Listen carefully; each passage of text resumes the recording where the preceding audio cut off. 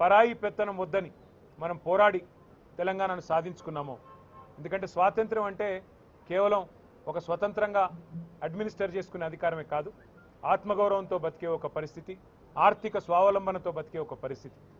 అట్లాంటి పరిస్థితిని కేసీఆర్ గారి నాయకత్వంలో మనం 2014లో తెలంగాణ సాధించుకోవడం ద్వారా మనం అర్జించుకుంటే ఈరోజు పూర్తి భిన్నంగా దానికి పరాయి వాళ్ళ పాలన పోయింది, ఢిల్లీ కిరాయి పాలన మొదలైంది అనే విధంగా ఢిల్లీ పార్టీల పెత్తనం మళ్ళీ ఒక్కసారి తెలంగాణ మీద నడుస్తూ ఉన్నది. ముఖ్యమంత్రి 51 సార్లు ఇప్పటికి ఢిల్లీ పోయి వచ్చారు కేవలం 20 నెలల్లో. అట్లాగే ప్రతి చిన్న పనికి కూడా ఢిల్లీ వైపే చూడాల్సిన పరిస్థితి.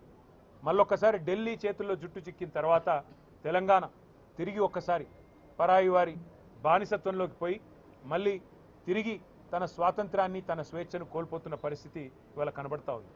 సంక్షేమంలో వెనుకబడ్డది, వ్యవసాయంలో వెనుకబడ్డది, ఐటీ పరిశ్రమలు తరలిపోతున్నాయి వేరే రాష్ట్రాలకి.